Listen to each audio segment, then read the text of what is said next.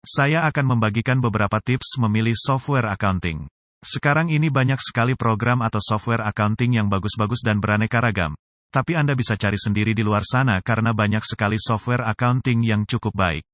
Tetapi bagaimana kita memilihnya karena semua software accounting sekarang ini hampir mirip-mirip, di mana di software A memiliki fitur A di software B juga memiliki fitur A dan sebaliknya. Jadi, kalau kita ibaratkan, jika kita mau membeli software accounting, saya ibaratkan Anda membeli mobil. Misal ada mobil ABC. Bagaimana kita memilih mobilnya? Ya tergantung keinginan, tergantung kebutuhan dan tergantung isi hati seperti apa. Tetapi ternyata ada hal yang harus Anda pikirkan. Apakah software accounting itu cocok Anda gunakan apa tidak? Jadi Anda harus pelajari 3 hal ini. Minimal Anda tahu produk ini bagus apa tidak. Yang pertama, yang harus Anda perhatikan adalah software accounting ini memiliki support system yang baik. Maksudnya apa? Jangan sampai ketika Anda membeli software accounting jika ada suatu hal yang ditanyakan terkait sistemnya atau ada bug yang ingin ditanyakan tetapi Anda tidak bisa menanyakannya.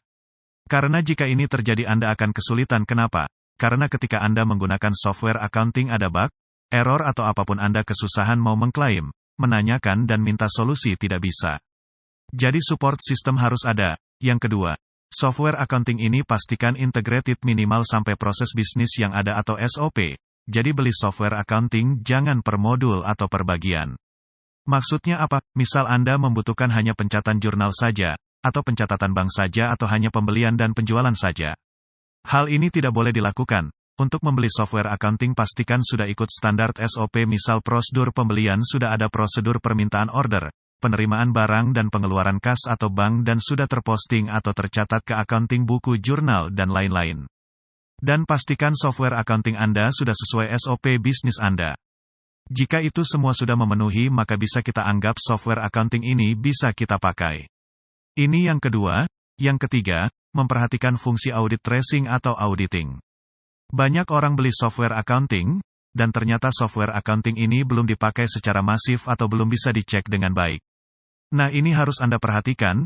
Jadi apabila Anda membeli software accounting pastikan bahwa software accounting yang dibuat ada fitur Outrace.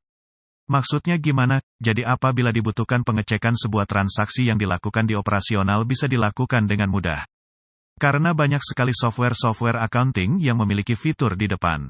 Tapi waktu diaudit atau dicek transaksi-transaksi per fitur atau per transaksi per modul atau departemen ternyata kesulitan.